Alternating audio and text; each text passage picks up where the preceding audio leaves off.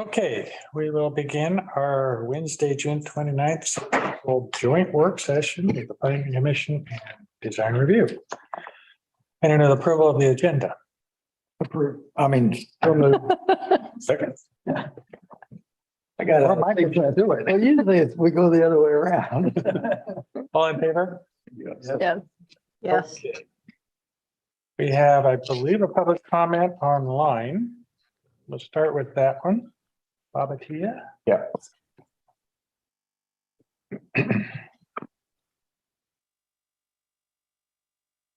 We go.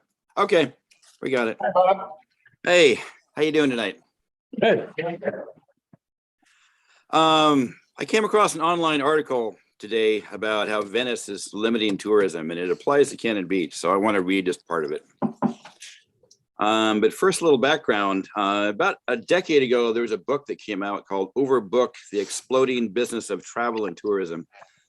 And in it, they highlight cities that have done a really good job of managing tourism and cities that have done a terrible job of managing tourism. They bring up Bordeaux, France, as a good example. And their philosophy is, we want to make sure this city is a good place for the people who live here. The other end of the spectrum is Venice, where tourism is running amok, and it's a terrible place to live. There's no greengrocers, there's no bakeries, people are leaving the city, it's inundated with tourists. So anyway, along comes COVID, and Venice shut down, like a lot of places, and the residents realized, hey, this is a pretty neat place to live without crushes of people here. So this article today, to kind of put it in context, if you want to go to Venice for the day, you'll soon have to start paying.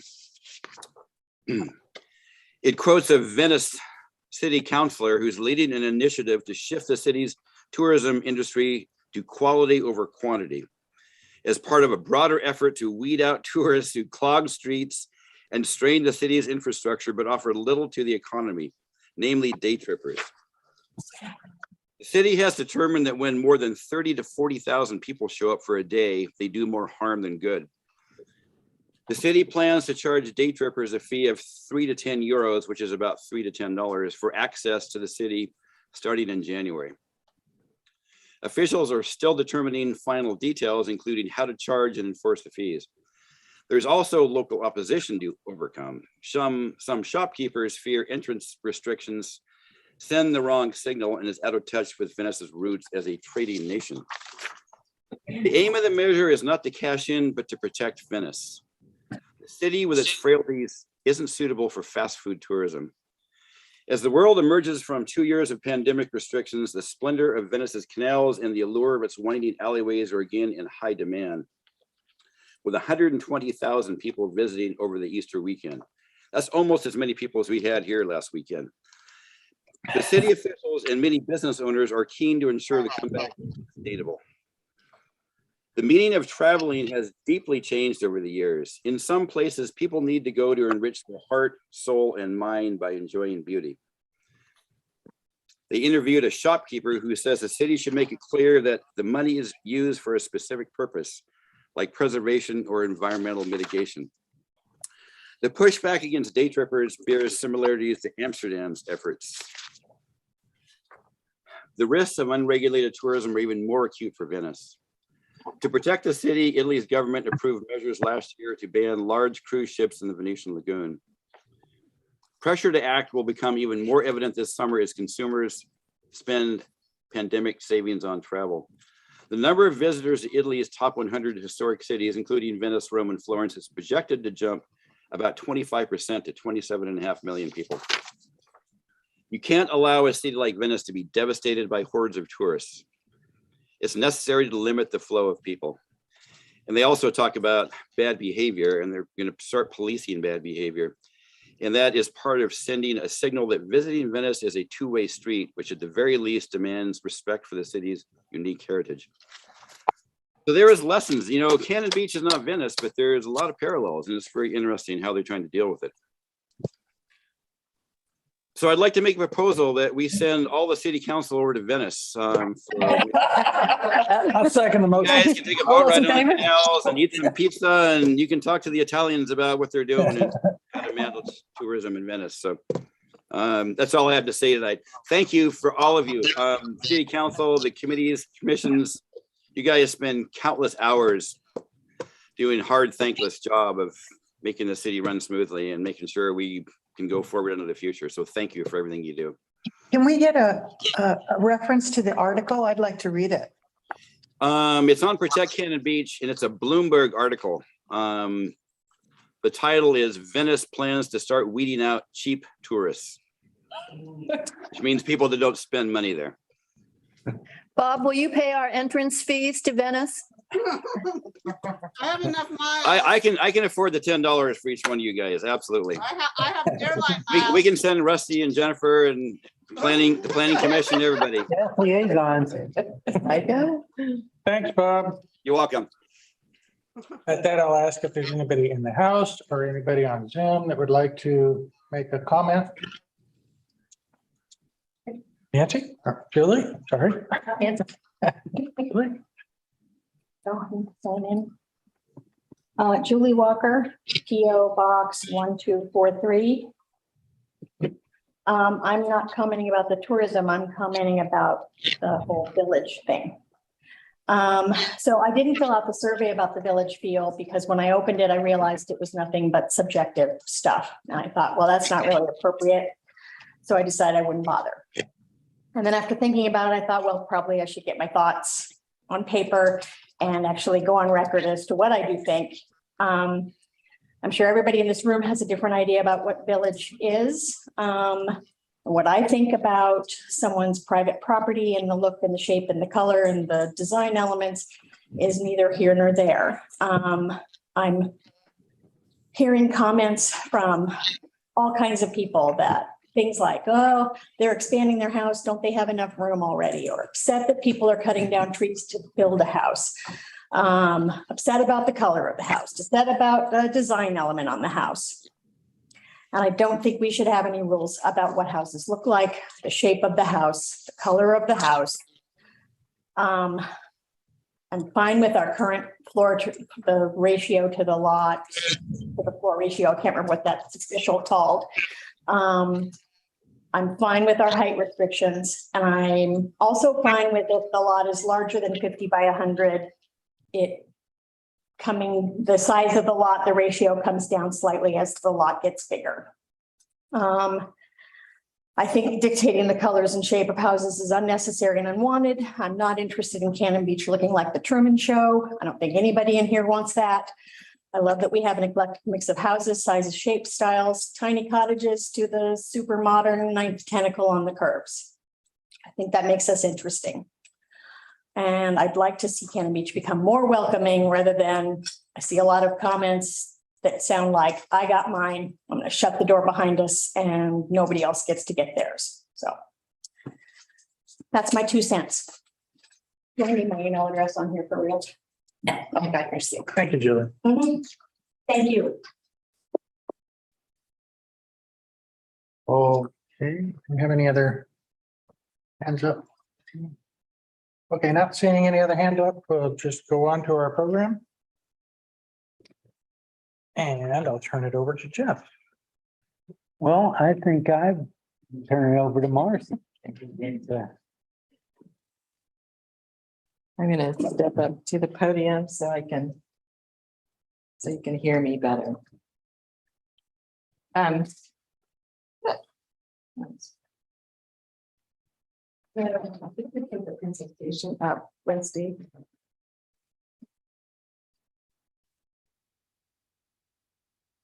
So this is the 4th time that we've gotten together as a joint commission. And I thank you for your time on these topics. I think it's been very informative for the consultant team on the code audit. And I think it's also it's very interesting, and I think protects kind of to be able to talk about these things as a group. So let me just go straight into the presentation.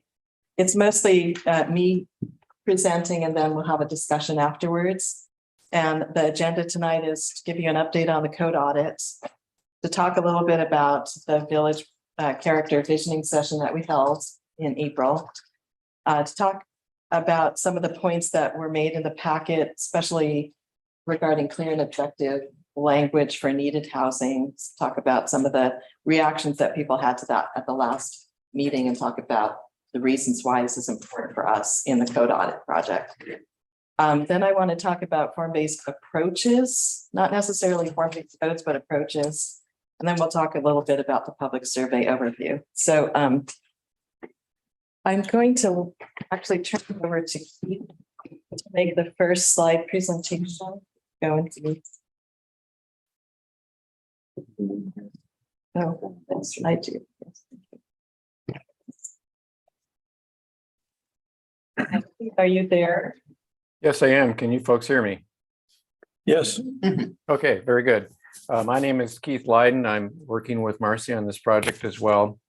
And I'm just going to review the project. Some of you folks, I think, have heard some of this before, but it's always good to review just so people understand what this project is about. So we have started looking at both your community development ordinance and the comprehensive plan, really just to look at how those two documents provide or don't provide mutual support for one another in furthering, well, what we're calling the community's vision, but the things that are important to the community. And this goes beyond the village character discussion that's already been mentioned tonight.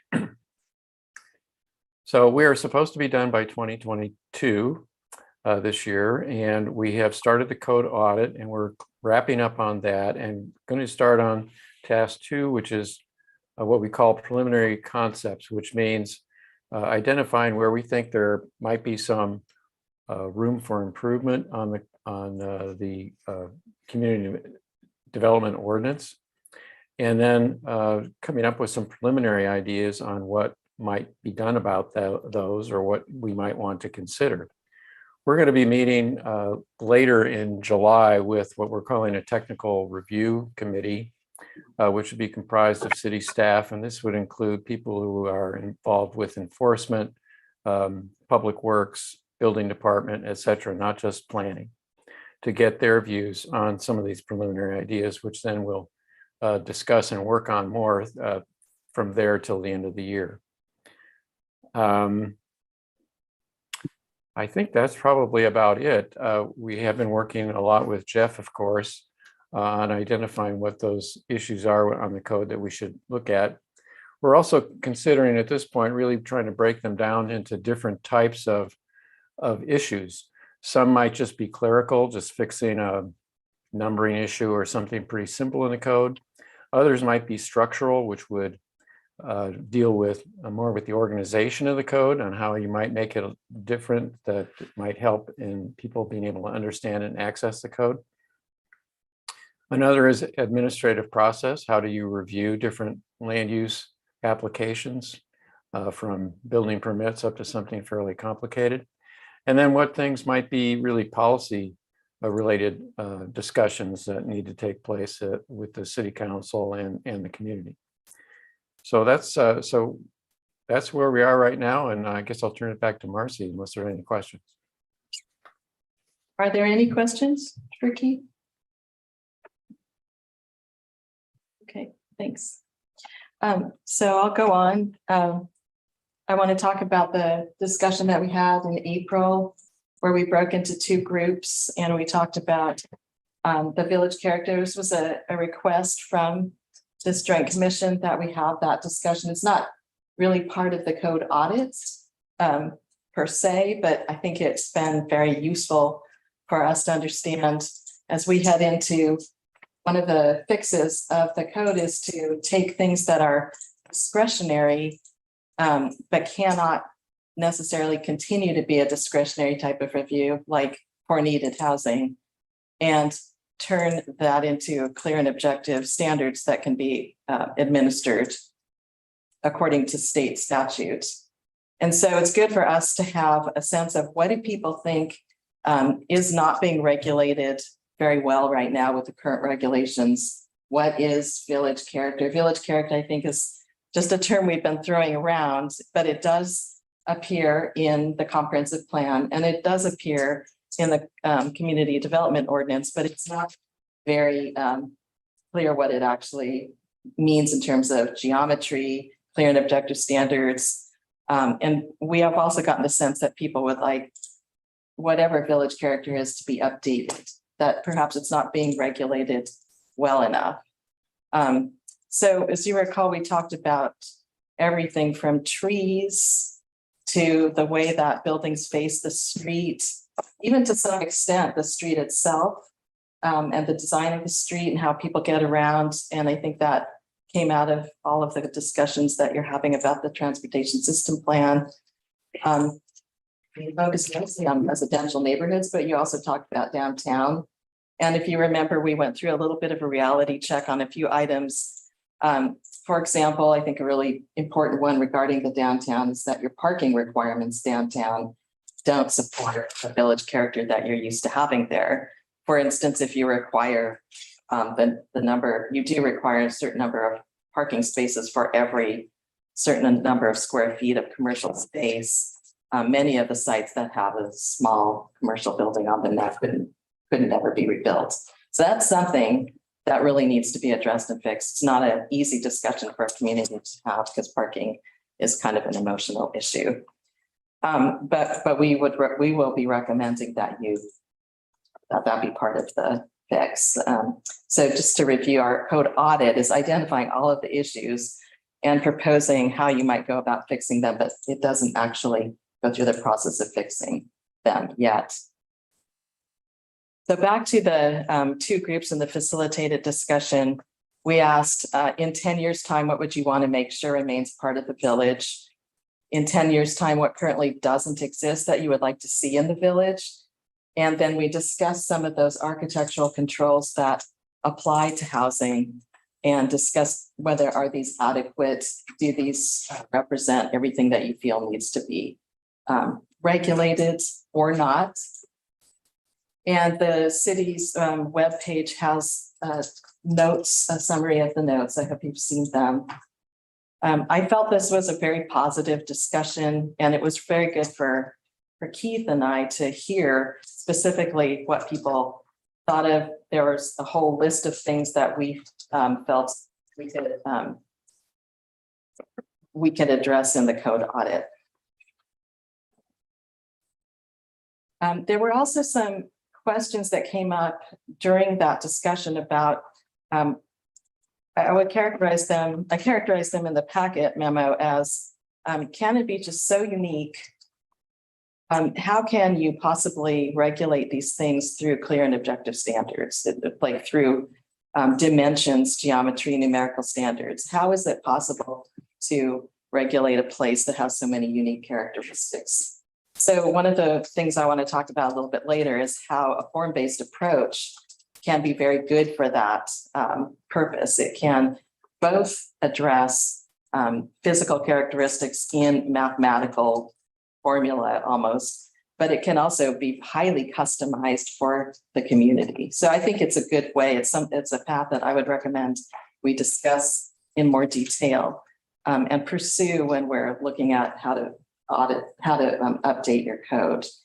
Another good thing about a form-based approach is that being clear and objective language, mathematical formulas, and kind of like a yes or no, you meet this requirement or you don't, it makes it easier to administer. It could potentially bring some types of projects out of a discretionary kind of everybody gets a say and it's hard to decide. And furthermore, it will help you meet state statute for needed housing. And I know this has come up a little bit more recently. This is one of our jobs is to audit your code, and where it doesn't meet state statute, we're going to be highlighting that. And one of the places where potentially, if you were to go down the path of requiring residential structures to go through design review, that might not meet state statute. So I want to clarify a few things that I think it's on the next slide, that this 197.307 is the clause that applies to needed housing or clear and objective standards. It has a long history. There were some questions that came up at the last meeting about, is this the result of House Bill 2001, which is the recent legislation for middle housing, which Cannon Beach is exempt from because it's too small. And I just want to clarify, no, it's not about middle housing. It was created quite a long time ago by mostly as a way to allow home builders to build homes in urban designated areas, urban growth areas, without going through expensive or unpredictable reviews. So interestingly, it's not a middle housing rule. It was a kind of home builder business driven rule. However, it's been updated over the decades. And most recently in 2017, it was updated to apply not just to farm worker housing or affordable housing, but to all housing. So this means that in any district where housing is one of your required land uses, you need to allow housing to go in with a clear and objective standard.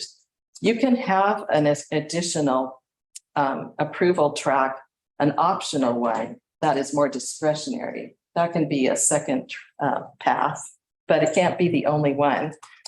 And I wanted to correct something that I said, thanks to Commissioner Cruz's comments. The way that I would say that our goal of our code audit is to actually look closely at how you're going to regulate housing from this point forward and make sure that it complies with clear and objective standards. You're not in compliance right now, but you could be if you were to go down a path of requiring housing to go through a design review.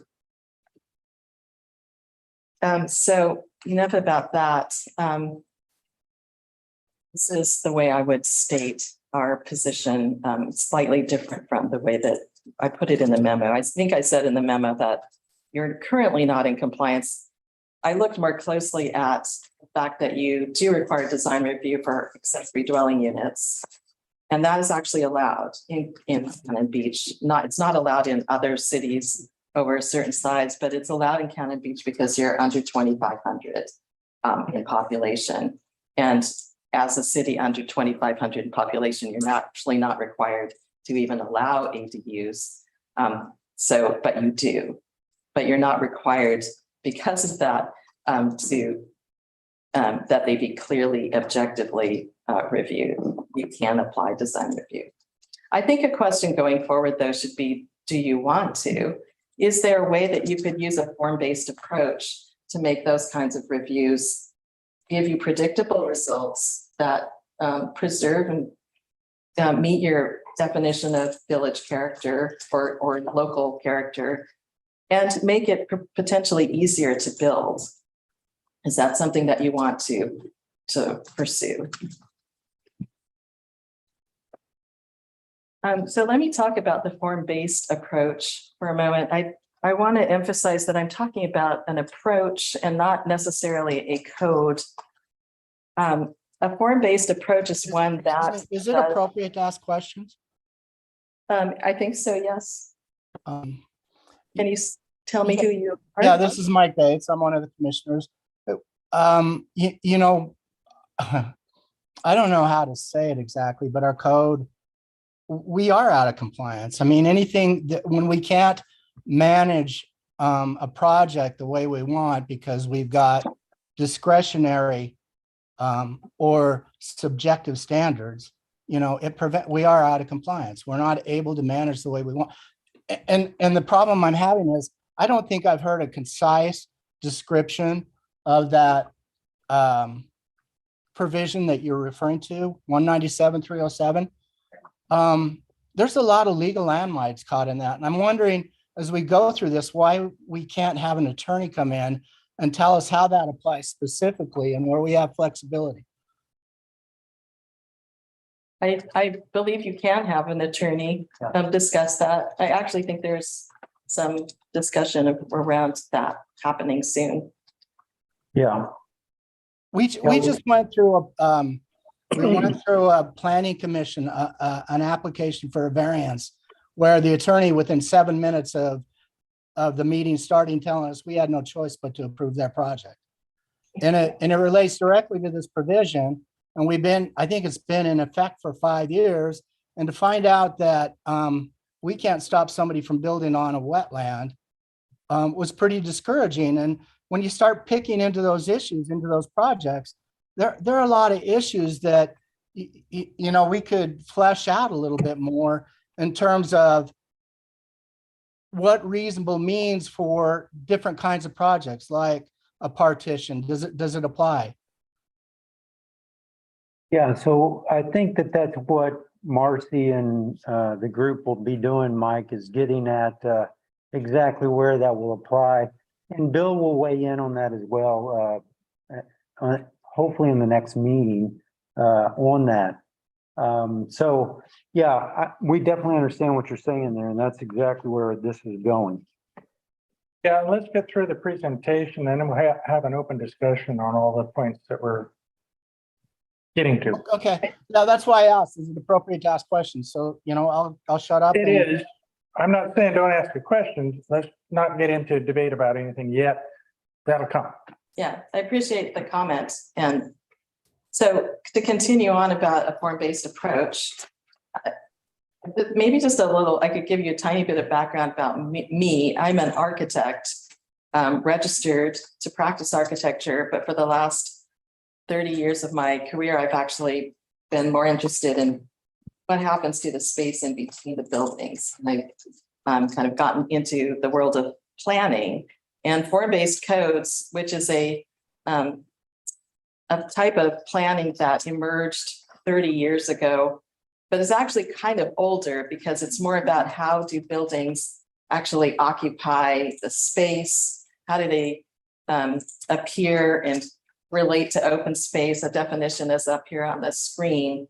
It really appealed to me as an architect who was trying to work within the world of zoning, because zoning is mostly land use based. It says these land uses go here.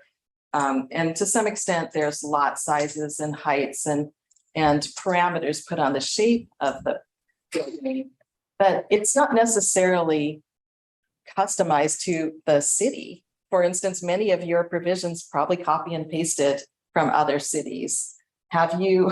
This is an opportunity for us to actually look at what is the character of Cannon Beach? What is the proportion of building and open space or yard within these different sub areas, Cannon Beach? How do those differ from each other? How do we actually formalize those into a form-based approach or a code? So there's a predominant pattern in the presidential area, for example, how do we kind of codify that so that additional development can kind of keep that pattern going? And if you decide that in another area, maybe it's not worth controlling so much and larger units or bigger structures and less yard space is appropriate, that's codified there. So the form-based approach, and the reason that we actually gave an example of Beaufort, I think is how you say it, South Carolina, is just because it's a extremely unique place, very much like Cannon Beach. It's unique in its own way. It's not like Cannon Beach. I hope you all realize that I didn't put it into the packet because it's like Cannon Beach, but it's unique. It has a very strict form-based approach that takes I wanted to just go through this slide. It's one of the form-based approaches that's based on this idea of a transect, which is a kind of new urbanist concept. I have a picture on the upper left that talks about the patterns in a kind of prototypical way from the very natural area edge to the more urban downtown edge. And they've actually gone through in Beaufort and cataloged their existing neighborhoods kind of against that sort of template. They have areas that have a lot of wildlife corridors, areas that have a lot of community gardens. They have a more, intense downtown, but they have carved out, by looking at and cataloging all the character areas, what is the most appropriate kind of pattern of development for each area? And then they've codified that, which is why I put just a preview of their development standards there.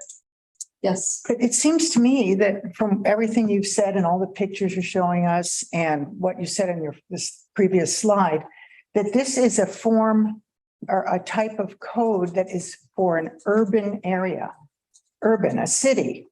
that form-based may work very well in cities, but this is not an urban area. We don't have an urban area here. This is a small town. But you And I don't- downtown, which is within the scale of urbanity in Cannon Beach, it's more urban, the downtown is.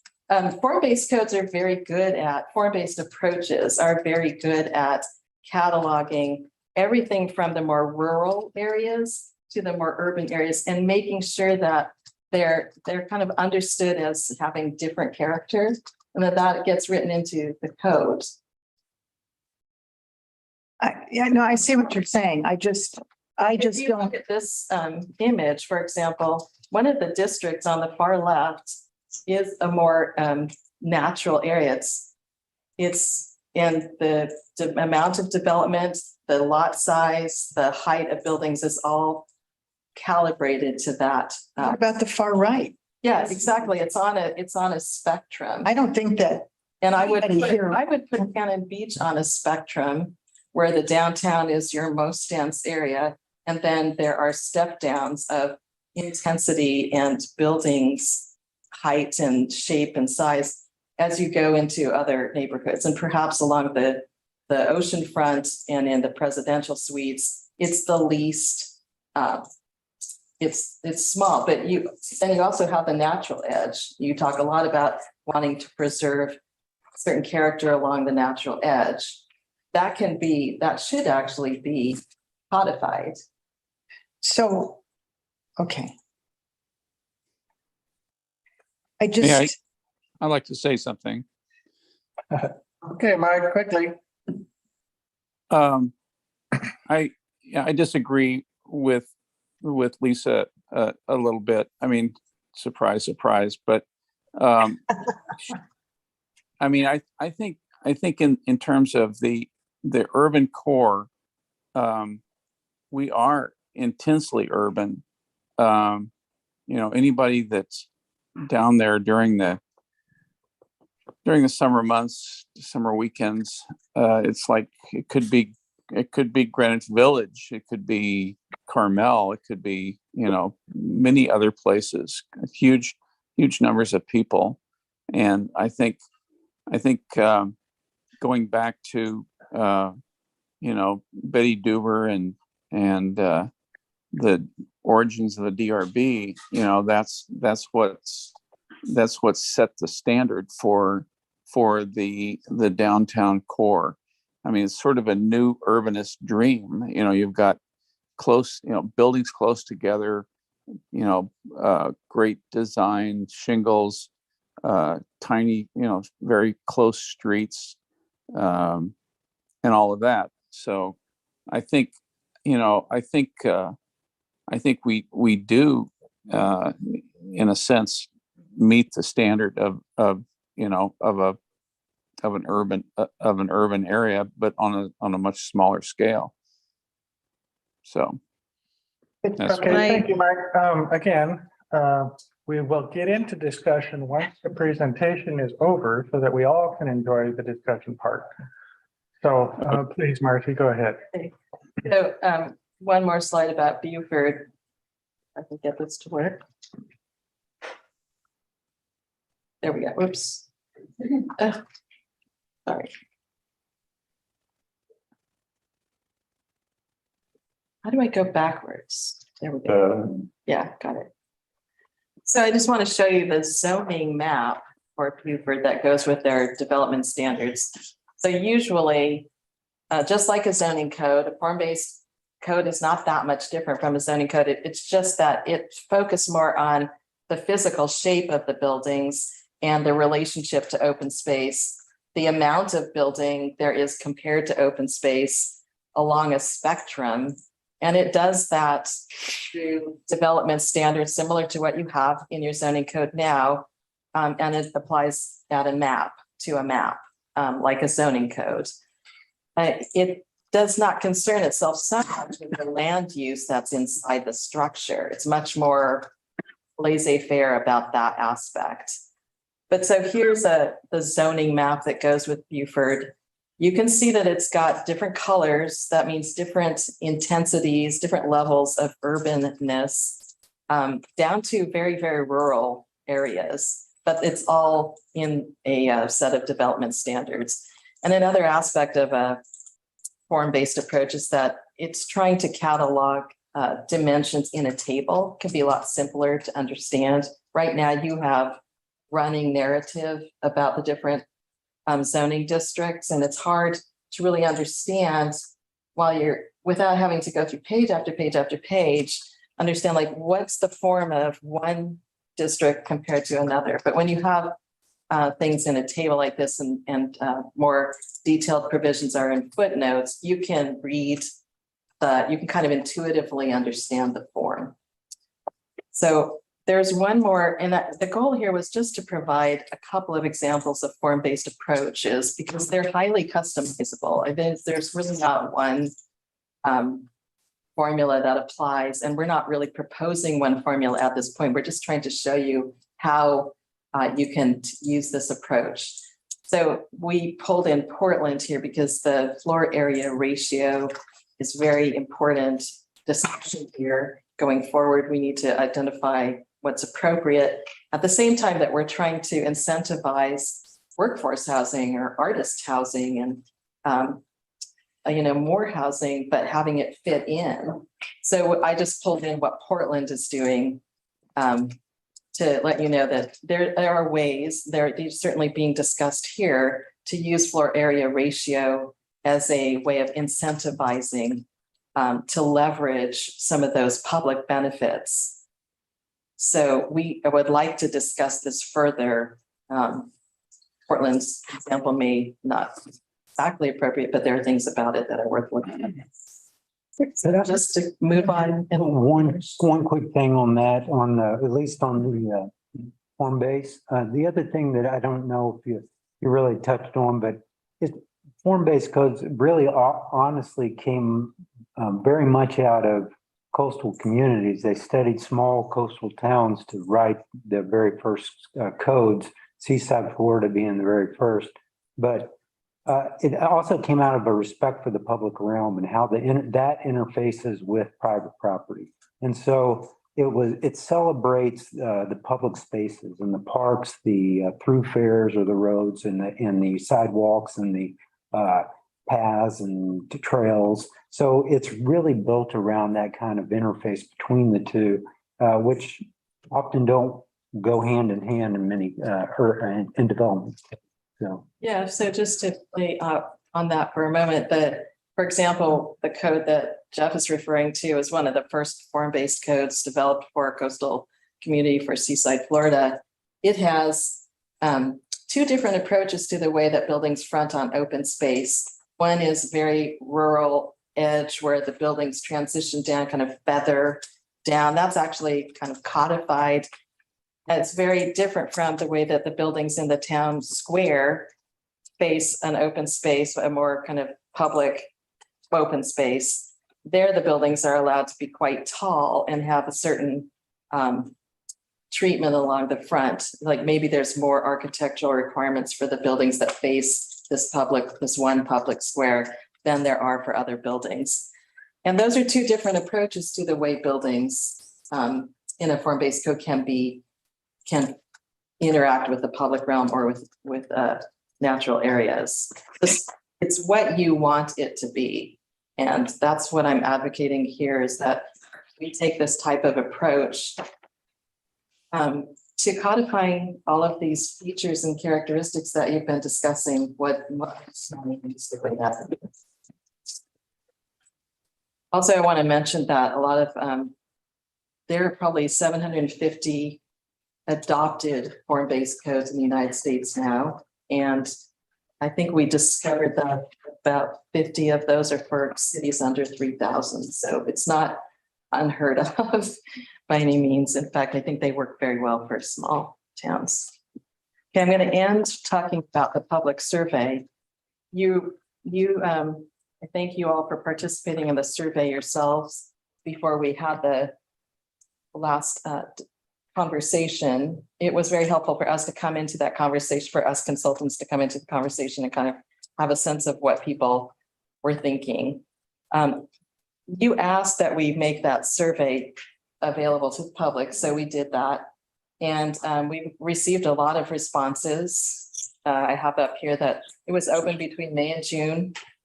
And we had 231 community members. And since, as was noted earlier, so many of the comments were open-ended, we received more than 1,000 comments.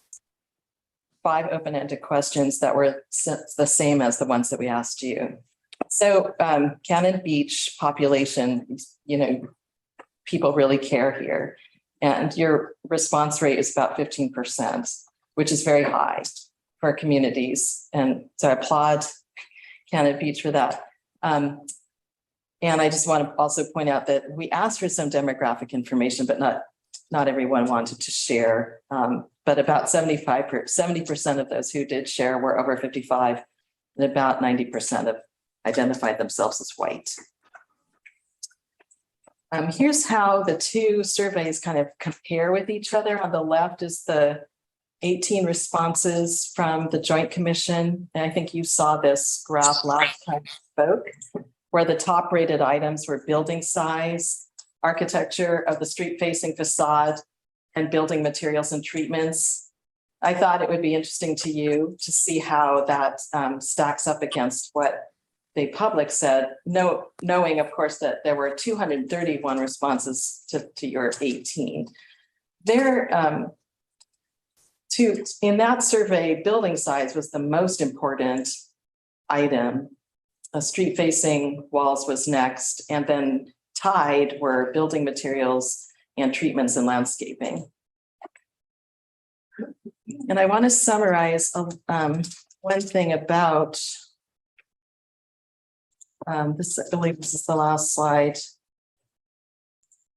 I think there was some communication about this survey that went out that might have caused a lot of people to take it who were hearing things about that it was going to be used to limit size. I want to emphasize that we're not using the survey for that in that way. We're using it, as I've said before, to understand what the community thinks about what is village character so that we can understand how to regulate that. But if we're going to say that one more. So you will see that there's polarization over the building size question. Size was selected as the most important factor by 35% of the respondents. 26% felt it was the least important, and some felt it was the most important. So you can kind of see this trough here. And how we would then how we see the open-ended questions kind of backing this up is there are really polar opposite comment types, so whole sets of comments that I think would be characterized as keep the town small. A kind of sample quote was, I see houses being built I consider monstrosities. There was a large set of comments like that. I just want to point out that the risk of this approach obviously are limiting affordable or workforce or artist housing options in Cannon Beach. On the other end of the spectrum, we saw people saying, I don't limit any housing options. A sample quote was, if we want to attract families, we need to allow bigger houses. Now, obviously, a risk of this approach, just as it stands, is that the standards aren't clear and objective. So that's one of our jobs in the code audit. Then there were also a number of comments in the middle that were about finding a way forward, how to create more housing options. And a sample quote here was, in order to maintain the city's village character and its diverse population, the city will encourage the development of housing which meets the needs of a variety of age and income groups, as well as groups with special needs. And I believe that that's the quote from the comprehensive plan about village character. So that's everything that I want to kind of go over with you. I'm sure it's going to generate a nice conversation. And that's the end of my presentation. Can you tell me where the slide you just showed, which has the new survey with the different graphs for the things that, the 231 people, I'm looking for that. I looked for on the website. I can't seem to find it. Send that out, the survey, the whole. 231. I looked everywhere. I can look and see if it's up. We just put those all together, I think on Monday. And so it's ready to be. Yeah, I'd sure like to see that. I think that would, that's a pretty important thing, I think, for this body to be able to look at it. Yeah. I could hardly read it on that screen. Like 68 pages long, but we've included all the open-ended comment responses. Yeah, I'd like to see it too. So if you can tell us where and when we can find it, that'd be great. I'm going to start with a question about what you were talking about, the concept of a code appropriate approach and an optional approach on one side. Just expand upon that a little bit, because I don't see how that would work if you have a very straightforward numerical approach and then an option for that to go a different way. Well, one of the ways that cities have done this is they'll say in your zone that allows one dwelling unit per lot, and you meet these building envelope requirements, height, roof shape, setbacks, and you can take our you can go through the clear and objective path, which says you meet all those numerical standards, yes or no. It's easy to judge whether you've done that or not. There might be some architectural standards as well that you have to meet, like you have to, from a menu, as a lot of cities do. They'll provide a menu similar to what you do now, but more options, often like a dormer, an entry that faces the street. So there's a number of things that you can choose, but it's pretty easy for somebody to check it off that you've met that.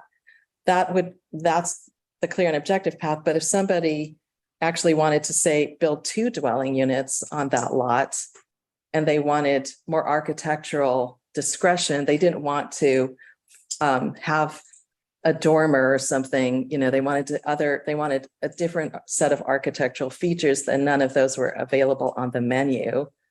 They could go through a discretionary review. So there might be reasons for doing that, like to allow them to do more dwelling units, but for you to judge whether it's compatible in size and shape, or because they want more architectural flexibility. So those are usually the main reasons that a city would provide a flexible track. Then generally have to go through a design review procedure. Right. So the numerical approach would give you a basic structure that will suffice for the state code that requires that we have the ability to build housing at the least expense possible. Correct? As far as permitting costs. That's right. It's easy. It doesn't put any barriers to getting housing, right? Because it's saying we've made our rules really clear. We've enumerated them, and you meet these and you get your permit. Okay. And that's considered good for needed housing. I don't want to get the impression that you're going to get a substandard structure, though, because you can write really good rules. Okay. So it is permittable for the state to say you have this ability in the numerical, but in order to do something more that we would like to see, we'll give you a little extra bonus, square footage, height, whatever we can. So we can do that as long as we still offer the other. Yeah, you can do that. So this form-based code, you said, I noticed that you said that it removes barriers to making it, you said it makes it easier to build. That was one of the, when you were giving your presentation. I think makes it easier to approve. Easier to approve or easier to build. And is that really what we're trying to do here, is make it easier to build? I mean, I didn't understand. I guess I didn't realize that the whole reason for the code audit was to make it easier for developers to. The build. reason, one of the goals of the code audit is to make sure you comply with state rules. But you said we weren't out of compliance. I mean, you said we were, and now you're saying, now I have a typo in my letter. Here's how I would characterize where you are. Clearly, people aren't happy with the regulations that you have. I get the sense that people don't think it's, real or perceived. These are, issues that we've heard about. Too many trees are being taken down. Houses are not the right size and shape or the right color. We're unhappy with what's getting built. And so one of the goals here is to kind of up your regulations so that it's more in line with what you want to see. At the same time, we can't impose discretionary review while doing that. We have to do that and stay within the state rules for clear and objective language. We can offer another track, but it can only be a secondary track. It can't be the main Conditional use or variance. or a design review. Would you say it went to design review or a variance? Well, so cities take a lot of different avenues on this. You could have a clear and objective totally administrative path. You could have a more of a site plan designed where someone is meeting design guidelines and meeting certain criteria. It could still be administrative, but you could go also and have something that's all those things and it's a design review. I mean, those are as creating additional tracks for review is kind of your option, how you want to do that. I think it's smart to think about what you have the capacity for. Do you have the capacity to review every house that comes in? Do you have the capacity to create a track that requires, or that would give a lot of houses the opportunity to go through a design review procedure? Right. Right now, anybody can ask for a variance of just about anything. I'm getting tired of that. So there's got to be some absolutes in this. And that's what my concern is. Well, here's the absolutes, form-based. They meet all these, check the boxes. It's approved and you can build. It's that alternative. Right now we have alternatives and it takes lots of time. The staff, the planning commission, they don't like that answer. They come to the city council. We spend time on it. They don't like that. It goes to it goes on and on. So how do you? But what a lot of fight enough do, you can really control right, the effort goes on variances. I think, and one of our jobs on the code audit is to look at where the variances are typically granted. If it's over and over and over again, people are asking for the same variance, then you should just put that into your clear and objective standards. That shouldn't be a variance anymore. You just get rid of side yard setbacks. And another option is to close off variances, to say this is not available. This standard is clear and objective, and it's not available for a variance or an adjustment. I think a better example of that, Lisa, would be parking downtown. Yeah, we get requests all the time for setbacks, but I think one that is going to be more challenging for us as we think about this is going to be the requirement that there's parking with these new developments, and then there's a parking lot in the front yard and we're upset about it. So do we as a group, do we care more about a parking lot in front and match meeting the code? Or do we want to have less parking out there in exchange for more of what I would call village character? That's right. In addition, yeah, I think you're right. In addition to the side. Well, there's setbacks. balance on. I can't tell you how many side yard setbacks variances we've seen in the planning commission, one after another. And, all kinds of setbacks. So. But we could have an absolute. This is our setback requirement, period. It's not subject to variances. Yeah. And that maintains. May I say something? Space. We want to keep the open space. That's one way to keep more open space. Can I say? Go ahead, Mike. Many cities allow the planning director to, or the planner to grant setback requirements through a ministerial variance. And if, you know, the criteria for granting a variance could be written out, like, you know, the desire to save a tree on one side of the house. So you could go from, you know, down to 3 feet on one side, shift the house over. So, you know, I think eliminating, I mean, setbacks are not, they're not sacred, for God's sake. You know, they're, you know, 100 years ago, somebody said, oh yeah, 5 feet on either side is the rule. And, you know, 15 feet on the front and back is the rule. And we haven't really varied from that. Plus, the variance criteria is stupid. You know, it's just, it requires a hardship. Nobody knows what a hardship means, but, you know, it doesn't allow for things like, you know, preserving a historic building, like a historic garage that could be incorporated into a house. But the planning commission decided that the historic garage wasn't important, so they had to tear it down.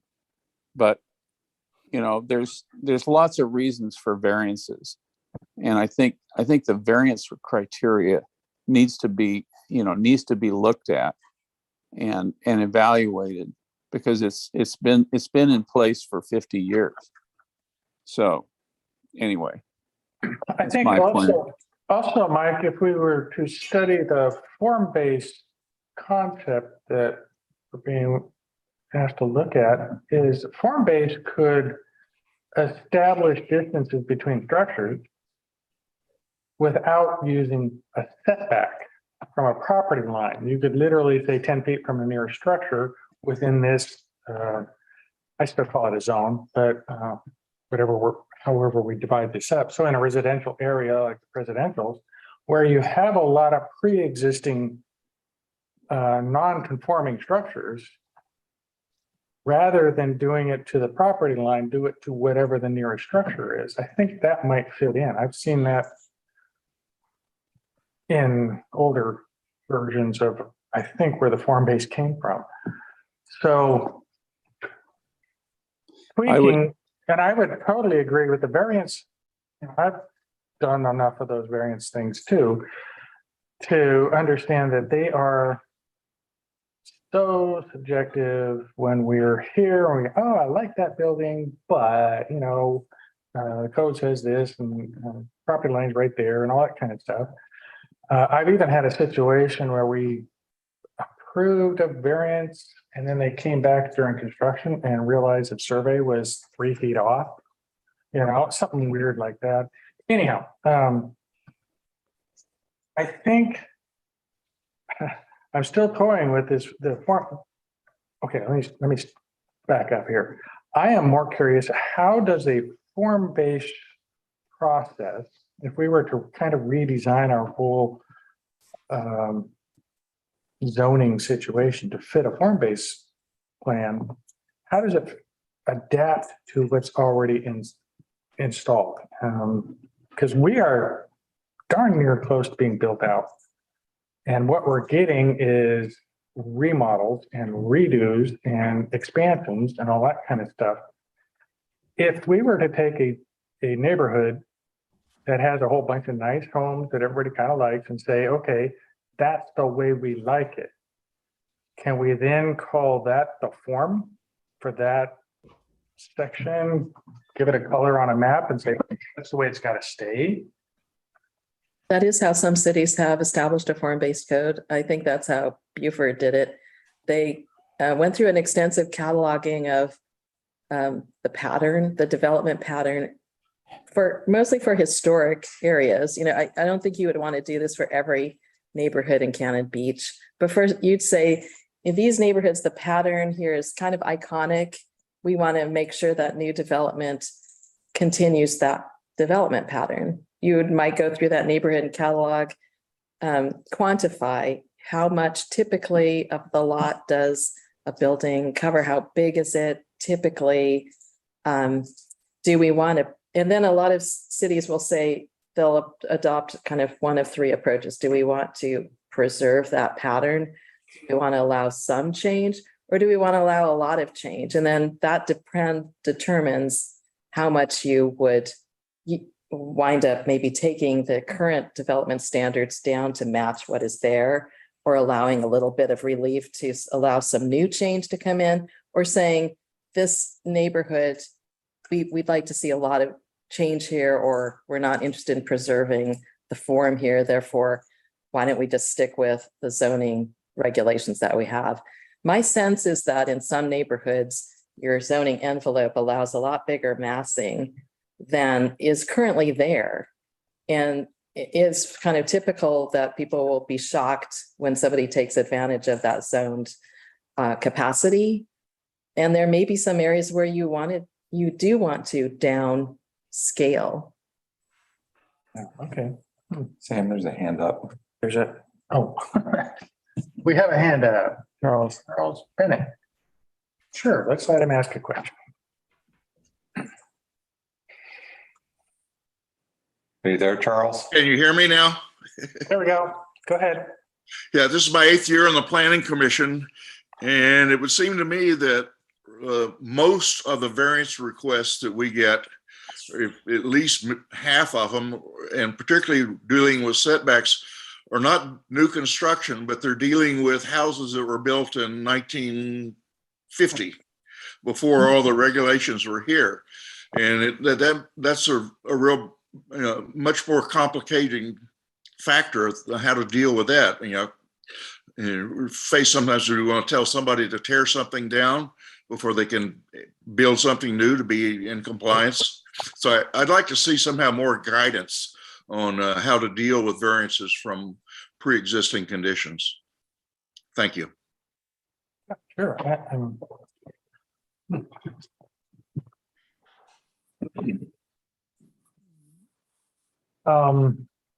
Yeah, the pre-existing issue has always been a problem here. And I would love to see if we can mold this to help that survive a little better, rather than it always following into the variance program. In fact, if we could get rid of variances entirely, I would be. I do like the idea of it being a bare minimum standard, figure out what that could be. Then creating an optional path. The only problem I see with that is how do we make the optional path the preferable path, so that the new homeowner or old homeowner, their designer says, ooh, I can get a little more if I do something better, higher quality. You could allow more development, for example. Yeah. That would be more like larger. right, or an additional dwelling unit. I agree with what you're saying, except for the additional dwelling unit just doesn't fit for most of our lots.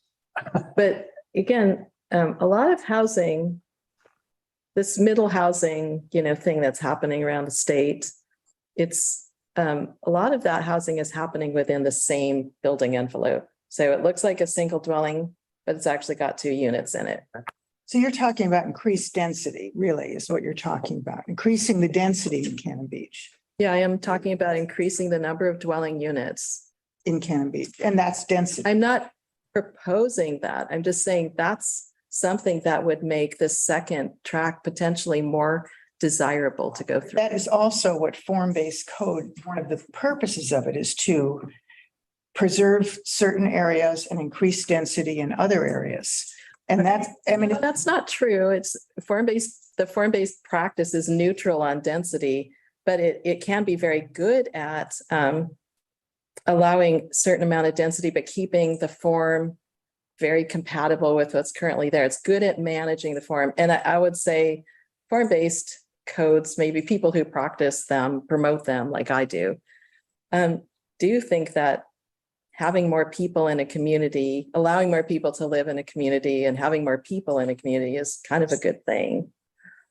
Well, except this community is full of second homes. So how do you, I mean, so you're just, I don't understand how, I think that's regulated separately and differently. but that's the truth of what this community is. That is the reality. So if you're going to increase density for people who, for permanent home owners or permanent residents, and what are you going to do with all the empty second homes that are empty a good portion of the year? And I also just want to say, I think the variance system has worked fairly well here. At least my experience with the Planning Commission, and I've been on it 8 years as well, is that I think the Planning Commission has been very, very thoughtful about the variance system. I think there's been a lot of public input, which is what I like to see, is people getting to say what they, to express what they want, and neighbors getting to write letters. And I know that our particular Planning Commission, the one I've sat on, has always paid a lot of attention to the letters from neighbors and how they feel about a variance. So I disagree that it's a poor system. I think it needs to be tweaked, definitely. But I do not see it. I think this whole form-based code approach makes for less community input and less oversight by the community, and puts more of it onto the planning department. And I can't say that I'm. Can I respond to that in one? Have one. Wait, I just want to respond to that one comment though, because creating a form-based code is actually a huge community endeavor. What I think the thing about creating a form-based code, there's a lot of community input on what should we make these standards? Why? What's the form that's here and what should we encode? It puts it all on the creation of the code, and then the administration of the code is easier. But the community that does not happen. Staff and consultants don't do that by themselves. That's a huge, by actually promoting the form-based code approach, I'm kind of opening up a little bit of it's a major project for a community to go through that process. But that's where all the community input goes, all that energy and all that thinking, all that involvement happens then it's in a code, then it's a little bit easier to administer. No, I see your point, but I'm afraid I don't agree with the way it would end up. I don't think that would be the result. I see the variance system as a reactionary system. Somebody proposes that they want to change something, they bring it to the city, and then you get reaction, either pro or con, to what they want to do. What I think this might design through all that effort is a proactive situation where you're getting the preference of the neighborhood before somebody comes in and says, this is what I want to change. They are given parameters ahead of time that would be more preferable to that neighborhood, rather than getting the neighborhood to respond to them after they've made their presentation. I think theoretically that works. Sounds good, but I don't think that's how it would end up working. One of the challenge. Go ahead. Thanks, Sam. As I'm listening, I like some of the components in the form-based code, but I'm thinking about it practically.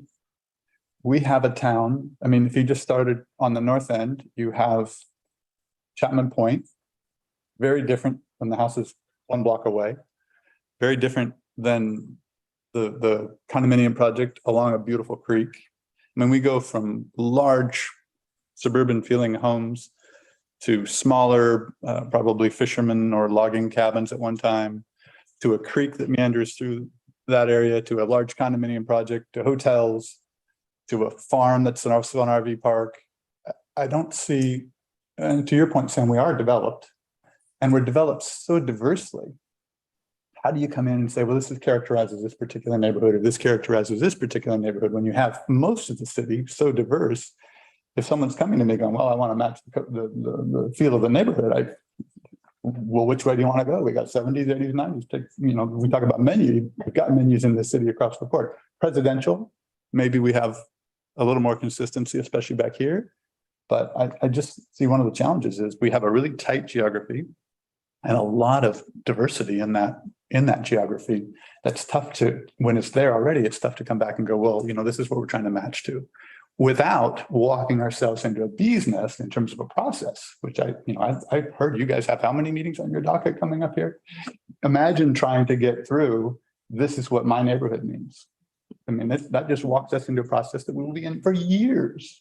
So I think there's got to be a way to take some of these good ideas in the form-based plan and try to make them work in the code we have, because we are built out. We have some challenges, frontage. That was just a word that came up last week in one of our reviews. Didn't really have it defined well. Had we had that defined well, it would have made it an easier, faster process for everybody. Someone goes in and goes, it works or it doesn't, but it's not clear. It's not clear and objective the way we have it written. So we're starting with this 30,000 foot look that is a monstrous overtaking. If we go to going all the way to form-based, that we're starting over on. And I don't know that we need to do that. That is so much of an undertaking for us all. Well, and your example compared to Beaufort, they had many, many different zones, I'll call them, neighborhoods. You named 4 or 5 right there. It sounds like each one of those could be its own color on the map. For sure. The Sea Ranch, the condos, the Chapman Point, and most of the rest of the neighborhood. You need 4 or 5 different zones. So I don't, and somebody wants to build or remodel in one of those zones, it seems like there would be a consistency, even though, say, the whole North End is very diverse, just like the rest of the town's diverse. So I could see that working as long as you make these zones smaller and you've identified those zones based on the character that's already there, rather than being at all arbitrary. You can see a number of several different zones, even on the east side of the highway. A couple of different kind of communities, much wider open spaces. So you don't have to say everything east highway is one zone or one form. You can have multiple forms even along there. Let me ask one question on the definition. I keep hearing density, and I'm hearing density being both the number of, say, units and density being the number of buildings. When you talk about increasing the density and you're not increasing the size of the building, it seems to me that you can already take that that one building and put in 2 housing units without changing the density of the buildings, but you are changing the density Of dwellings, right? So when we talk density, I think we need to be clear. Are we talking about increasing the number of living units? Or are we talking about increasing the number of buildings? Well, I refer to density as the number of dwelling units. Okay. Thank you. We've had some hands up, I think, on Zoom, so I'd like to give a chance for those folks to speak if they want. Yeah, Jen had her hand up for a while. Jen, do you still have a question? like to. Yeah, hi. Okay, we'll start with Jen. Can you hear me okay? Yep. This is Jen. I'm on DRB. I'm bringing the conversation probably way back because I want to just refer to the survey that was put out. As some of you know, I'm maybe the youngest person on a committee in Cannon Beach, maybe one of the youngest people living and participating in this community in general. I am biracial and multilingual, all these things. And when I look at the survey, I believe, Marcy, you put who responded, and I found it quite striking, which is a large representation of this community, that, 90% above the age of 55, and also predominantly white. So I kind of want to bring this conversation back to what does village character mean? Because I think if we don't really understand that, then it's really hard to make any sort of decisions. I will say when I start to hear village character, obviously this community is so beautiful. I live in the presidentials, thanks to Mike, who's also on the call. It was nearly impossible to find housing here 4 years ago when I moved to town 5 years ago, almost, even as a working professional. So I understand with village character keeping Cannon Beach a certain way. But when I do hear the term, it's a little bit of a turnoff, seeing as keeping Cannon Beach kind of the way it's been or always was. But when you look at who's answering these surveys, who's participating in even this call, I'm just a bit concerned about who we're representing and where this is really going. So I know it's a lot to say, but I just want to open up the conversation that from my point of view, as someone that would like to stay in this community and help it grow in a healthy way or stay healthy, whatever you want to refer to that as, this is just a conversation I want to open up. Thank you, Jen. Mickey? Jen, thank you. I think that's super, super important input. So I really appreciate that. And I think it is something we need to think of going forward. My comment was zooming back the other way. This form-based question, it seems to me that when we get worried about cutting up the city too small, how do we define, maybe we are assuming that the form-based code has to have lots of detail, and perhaps there's a way to use the form-based concept, but be broader. Say, what are these super important things? Is it, roof lines? Is it that we don't want big boxes and we need variability? Whatever it is, there may be a way to say, no matter where a house was built in Cannon Beach, what would make it aesthetically pleasing to obviously the majority of people? We will never have consensus. We can assume that.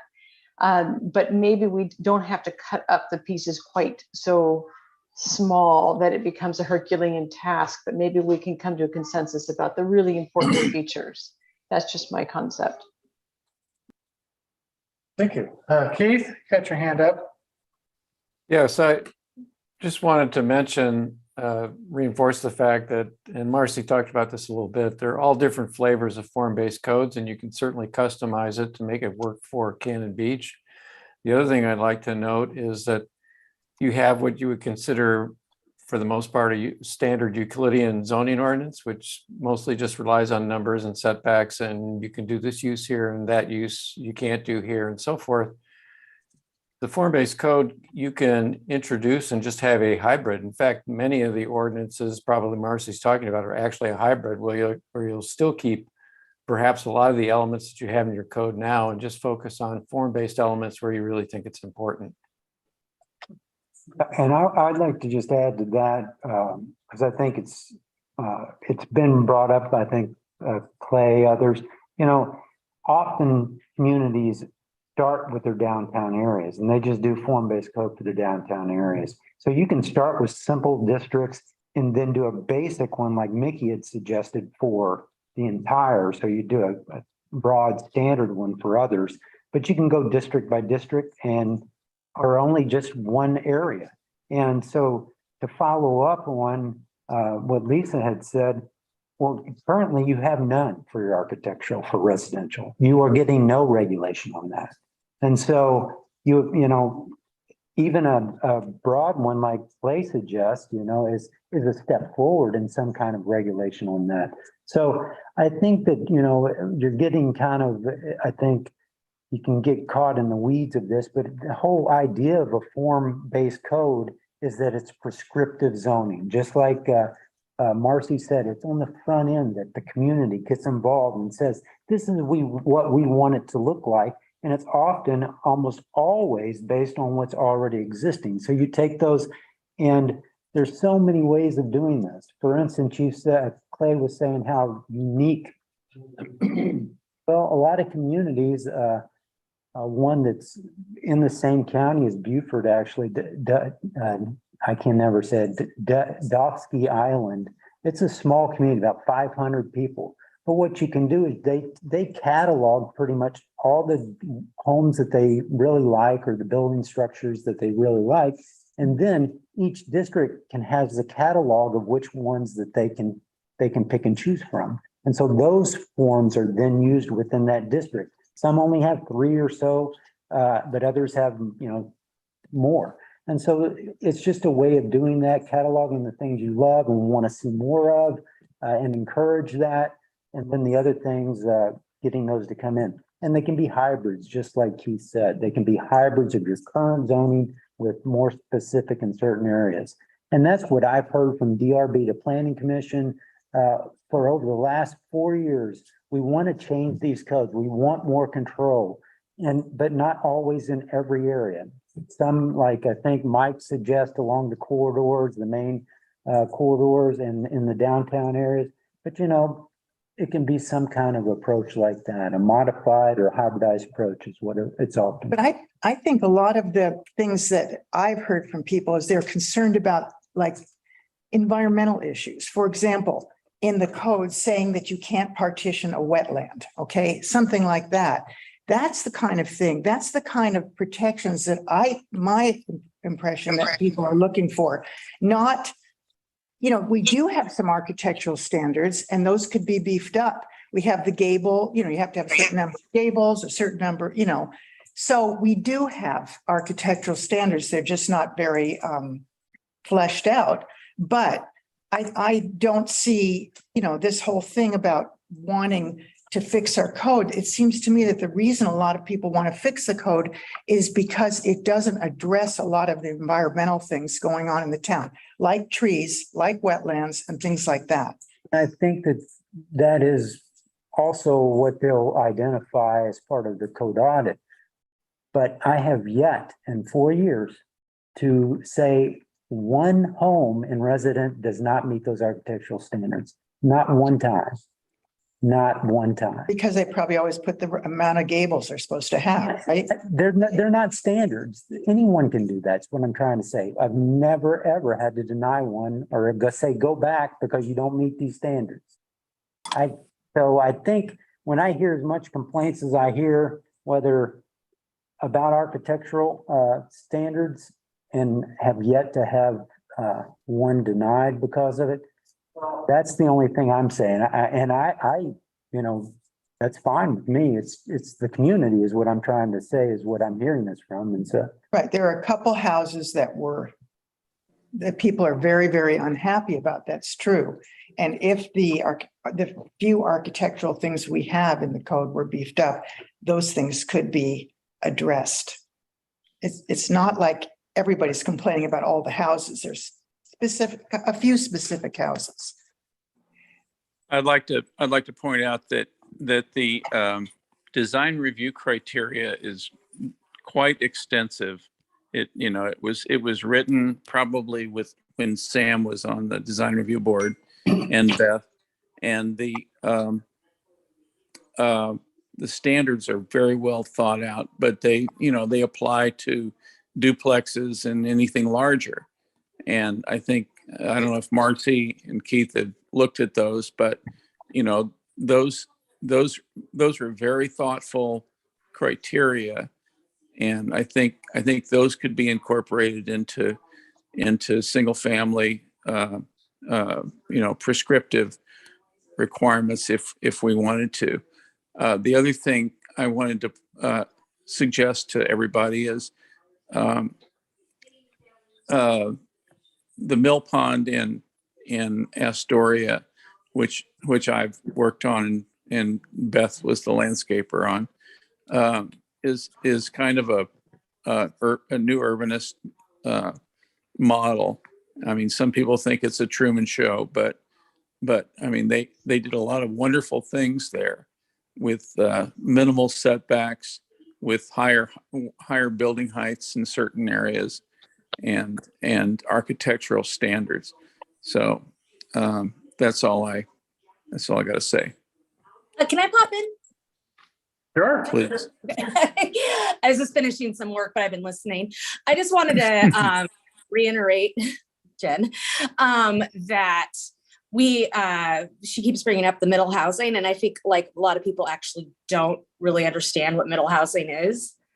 And I think that it's been written out. I know that it's been written out of a lot of codes. And it's middle housing was like pre-war for smaller attainable housing, and has been written out of codes because people had basically the not in my backyard to make sure that like basically single mothers or people of color can't live in the same area. So it'll be a high rise versus single family homes. So I would like to, as a renter, I'd like to have, I know that we've moved on from that, but I'm moving back in. I'd like to people consider more and more actual attainable housing, middle housing. And I know this is what we're all talking about and I'm bringing it back, but that's it. Good for you. I've always, ever since you first made that comment about attainable housing as a terminology, I've used it frequently. I like that. Middle housing obviously is actually a new term that. There's a really good podcast I highly recommend. But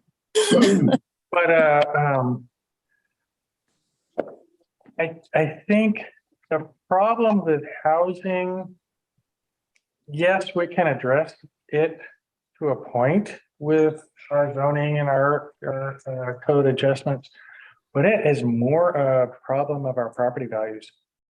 It is really hard in Cannon Beach to build something that is in the attainable range, just with the property values. So that's a different part of the topic. But well, that makes sense, but like that does make sense. I understand that we're thinking about the 1%ers mostly here, but we can also like, I don't know, give like tax incentives to somebody that makes a fourplex or, I mean, I don't know. I'm not. I'm totally agreeing with you, Michelle, is that I think we need to figure out ways that we, through our permitting process, can make it easier for that level of housing. Yeah, it just always feels like there's a little lip service and then never like actual like we bring it in and then we never actually like really write it into things or really think about it unless people like me or Jen are and reminding you that we are here. Yeah. Well, this is our opportunity to do that because this whole code audit will give us the first real chance I've seen since I've been sitting up here, the ability to kind of kick some of that into gear. Yeah. Well, thank you. You know, it brings up a question I had earlier, and it's along this line. We had this given to us last week when we were looking at I'm not going to get into it in too much detail, but someone wanted a project to go through, and one of the justifications was that it met the criteria for, I don't know if they used the word affordable housing, but needed housing, I think it was. And I just sat there and I was like, more needed housing is not the needed housing we need. So you had said earlier that that there is the state statutes we need to meet. And the way the law is written, that applicant was probably correct by the way the law has been interpreted. But I did not walk away from that conversation going, that's the law, that's something that Cannon Beach needs. So you have a state statute. Our own council was saying they're probably going to be right by that code, by that statute. How do we incorporate something? How do we put in place something that is clear and objective that says this is what needed housing means to us?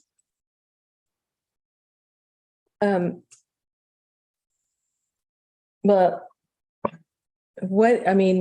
I think I'll just venture out here and say, I think needed housing here is probably all kinds of housing.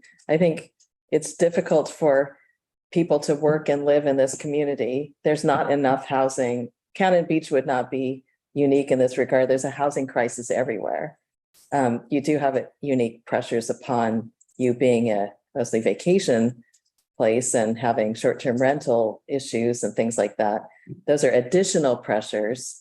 But we're in a housing crisis, and middle housing alternative forms than the single family house on a lot is needed housing. I think everywhere needs that kind of housing more.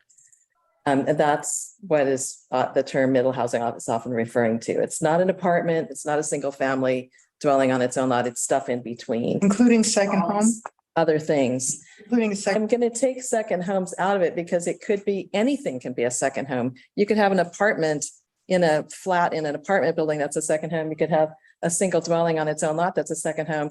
You could have a middle housing, that's a second home. That is separate from zoning. I just want to say, but I think that we have this opportunity through the code audit to address providing other forms of housing in Cannon Beach. Everybody's talked about it, artist housing, workforce housing has come up numerous times.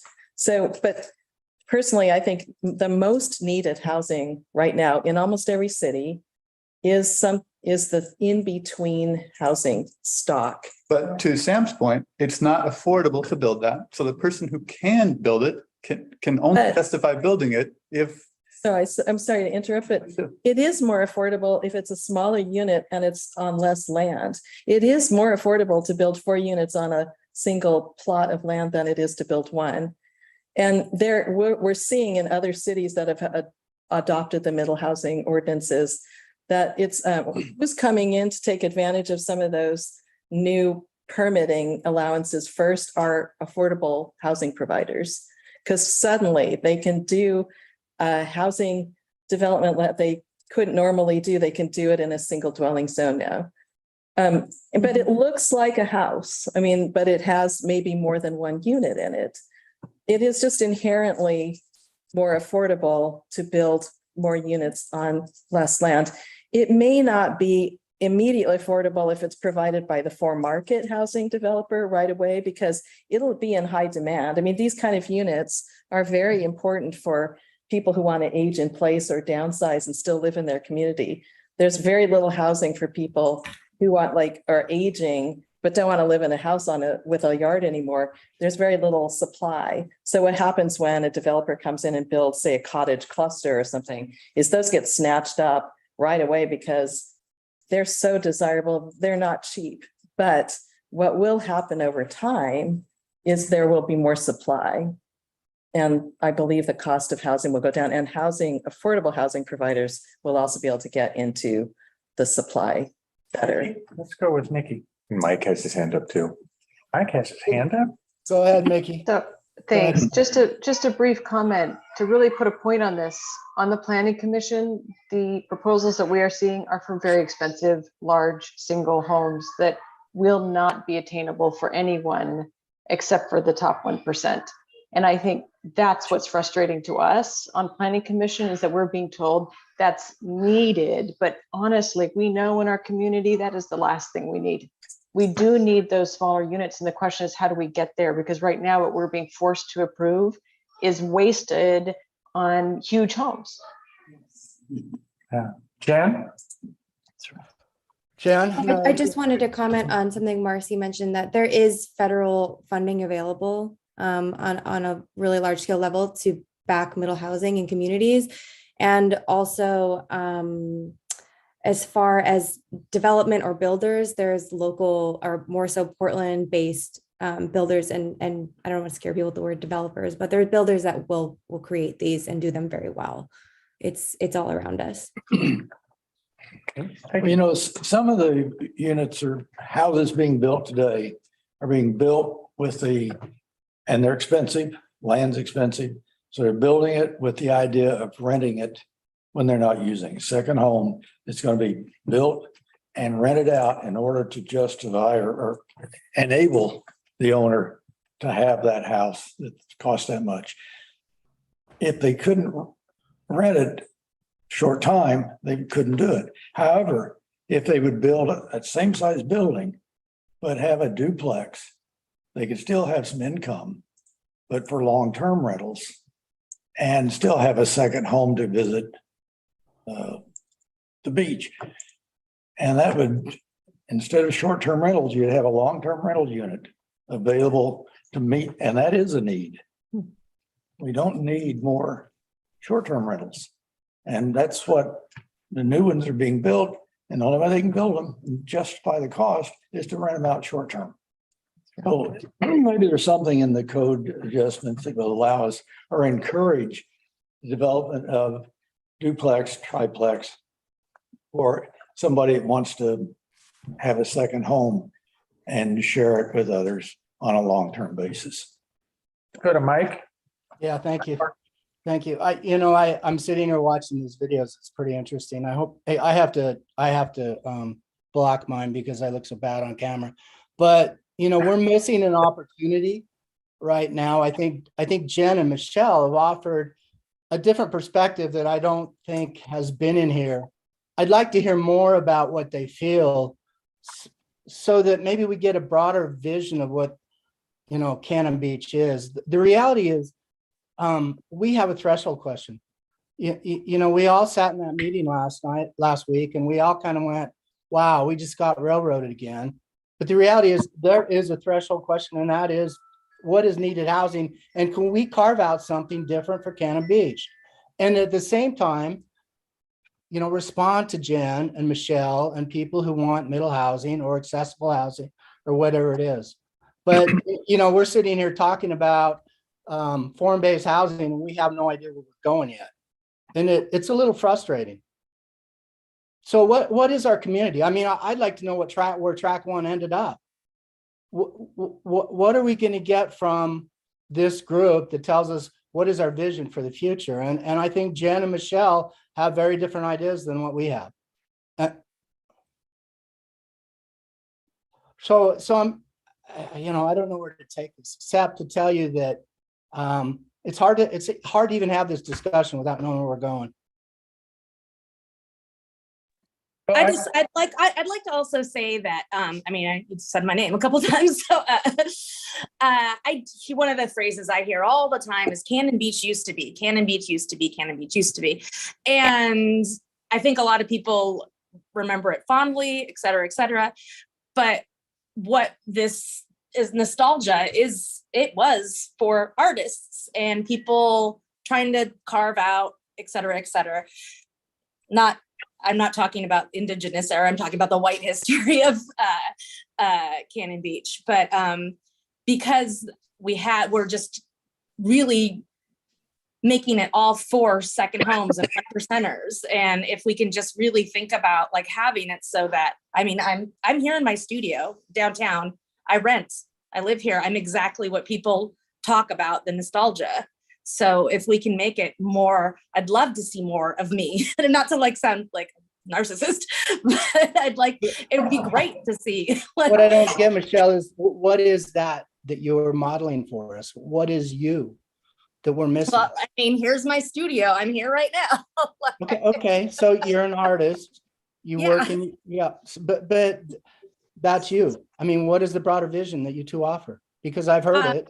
Yeah, I would love to see more people that are just trying to express themselves and be at the beach and be part of nature and not just be I made a good investment when Apple came out, so I have $1,000,000 and I can have 4 homes, or which is fine, no offense to them, great.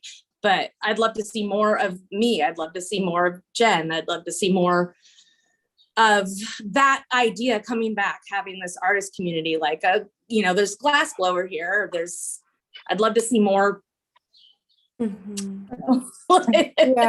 And I would agree with Michelle. I think something important is that, years ago, houses weren't $1 million to attain or whatever it is. So having some sort of affordable, attainable middle housing, it's what I want to see is a more diverse community of people that are artists, that are here maybe potentially to raise a family, or a younger demographic that may just want to be at the beach, and actually, which doesn't mean crowd out or change the people that are already here.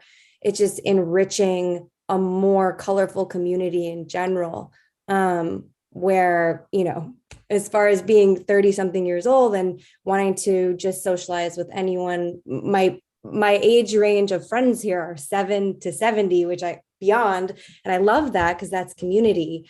But when it comes to my specific demographic, it's not because people don't want to be here or whatever, they can't. It's and I know for me, being someone that again is a young professional, I've established myself in my career. It's not like I'm scraping for pennies. It's still hard to be here. So just opening that door in any possible way would be incredible, I think, for everyone in the community. I think everybody here wants the same thing. And so, you know, and the objection we have right now is these big houses that cost a shitload of money that people aren't going to live in. Can we agree that that's the objective here, that's what we're trying to avoid? Yeah, I think so. I think so. Yeah, And I think so. I think it's putting a cap on how much until there's no one here anymore. And the village character dies, right? And at the same time, try to give people who want to live here, who are interested in the environment, an opportunity to do it. And we can't do it unless we stop the big houses that are eating up lots of land. I think I could probably make an argument for the fact that that's what was originally intended with the codes that we have. They just didn't quite come up to the onslaught that we are being hit with, not just today, but since the 90s, really. Yes, I agree that we have a vision, but I also think that these discussions are going to help us build that a little better. Jeff, you had something to say? I just wanted to speak to this, how you do that is that you can't really do these middle housing that everyone wants if you don't have R3 zoning districts. But the way why people don't want R3 or above zoning districts is because they see apartment complexes and the shape that the Euclidean zoning, which is what you have now, allows as an apartment structure. So how you do that is you use form-based code to say it can't look like this. You can't have a huge parking lot and 8 to 12 lots as the only answer. You can have middle housing, which encourages different types of forms, walk-up apartments and things like that Michelle and Jen are talking about. That's how you do that. But you also have to remap your zoning districts and be more granular in your zoning districts. And you do that through form-based code. You have to use them in a combination to do that. You currently have, less than 15% of your land use in anything that they can talk about as middle housing, or where it's even possible. And you don't even have really mixed use is not really that much encouraged in the zoning in the current zoning as well. So these are things that should be identified in the code audit and things that you can work on adopting to reach that, because they're going to keep building bigger and bigger homes unless you limit the housing size through floor area ratio, lot coverage, or something like that, and rezone to allow for smaller, more middle housing type units. And you don't need form-based code to do that. You can do that in the old form as well. Well, yes, but it's more difficult to control those forms, just like the parking example we use downtown. The current zoning, you do not get what you have downtown. That's the fault of our code, the way it's written right now. That's because you can't really write. It's much more difficult to write just a typical Euclidean to control for that as you can with form. I don't see that. Can I say when? Hang on just a second. We got a hand up on the screen and then I'll come back to Michelle. Go ahead, question. This might take an attorney to answer. Is there a way that we as a city can say that if someone wants to build a big expensive home on a lot, they have to say part of their permit process, either say that they absolutely will make for an extra unit somewhere on that lot, or that they will pay into a fund that would allow the city to then subsidize housing or somehow create a process that we can provide the middle housing if that homeowner's not doing it. And it's something for us to put on the table, that if we're serious about providing middle housing, maybe we need to, as we go forward, say new homes or remodels have to be a part of the solution. I don't know. Got a response to that? Yeah, I do. That was why one of the examples that we showed of a form-based approach was from the city of Portland. They have taken the floor area ratio formula and said that you can't build big units unless they include more units. So you can't build a unit over a certain size if it's just for one. There's a cap on the total floor area ratio for a single unit, but there's a little bit of a give back of FAR if you build an additional unit or an additional unit up to what is permitted by that zone. So that's the difference where I started with the idea of the optional path and the prescriptive path. Correct. So the optional path is what is form-based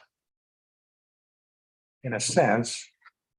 Is it, so I'm going to rephrase it again, is we got the bare minimum that we allow quick and easy as far as going through the process of getting it done. And then we say, okay, if you want to, we could then give you some extra square footage, add in some architectural details, but you have to have 2 units, as an example. You can do all that, and you can also not require additional architectural detail. You can say, we have a need for housing so great. We have a need for middle housing that's so great that we're actually going to give you the FAR and we're going to allow you to build 2 units. You meet our clear and objective standards and you're done. And I mean, that's also another approach. Yeah, I guess I would require some architectural detail because I would rather have the larger building look better. But what Marcy's saying though, saying you can do that just through your basic draft is what. Could you put an overlay on that same kind of thing that he's talking about and say it cannot be used for short-term rental and it cannot be used as a second home or something like that, so that we get the long-term, basically long-term rental? Is that a deed restriction? Is that what you're talking about? Yeah, you could do it through a deed restriction type of thing. So can I just add the thing that I was going to say, which is that a form-based code is really not that very different from what you have. You have clear and objective standards, height, and et cetera. It adds more things in. I guess the thing that's not maybe coming through about what it does is it communicates in a positive way. Here's what we want. Here's our idea of a form. We've written it into our code. It's kind of like at the last meeting, I was very impressed by people talking about what the village character is. It's a way we see ourselves. We would like to articulate that way that we see ourselves so clearly that developers who come here, they actually come here because they want to develop that way. So that's not coming through in your code today, but you could enhance that by spending more time on what it is that your code is communicating and allowing, and what is it saying about middle housing? What is it saying about being welcoming? I believe that codes are not just numbers and words on a page, but they're a statement of the values of a community. And that's where you can actually, if you do it well, you can communicate welcoming. You can communicate a goal for housing. You can communicate a goal for saving environmental areas and having nature incorporated in. I mean, code is not just a code when you start to think about it as a way of saying what your vision is. Can you give us an example maybe in the, soon of maybe a town that is more, isn't 10 times bigger than our town as far as population and is more, has a natural setting where form-based code, in other words, Beaufort turned me off, with the antebellum houses and then the big dense areas. That's not, I'd like to see something that's more like us than Buford and see how the form-based code worked there. Are there examples you can show us? Sure. They might not stylistically be like what you have here. I mean, you'll have to like suspend your architectural, oh, it doesn't look like our cottages, or it doesn't look like our town.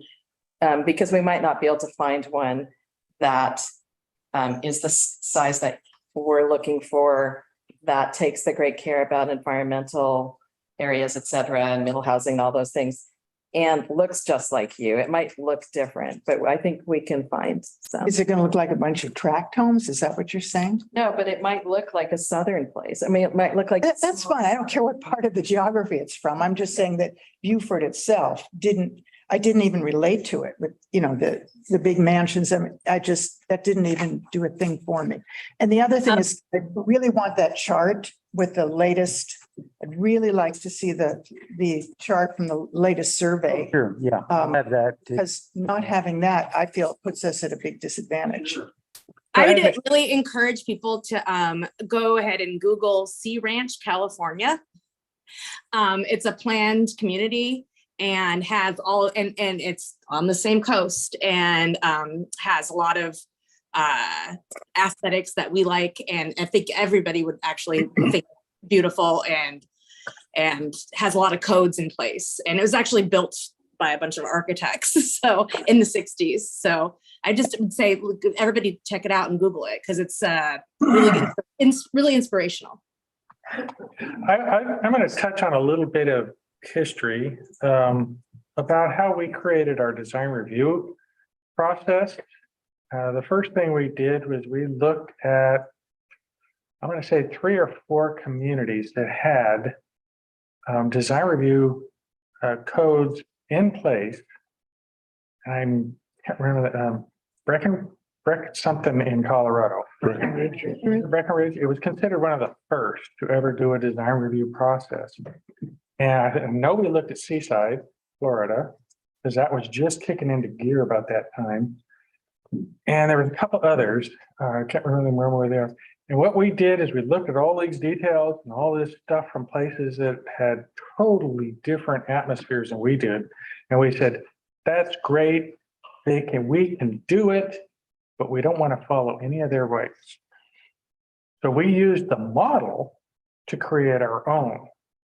And that's what I'm seeing you're offering in the idea of what a form-based design is. If you don't follow somebody else's form-based plan, you create one that fits your form as it sits already.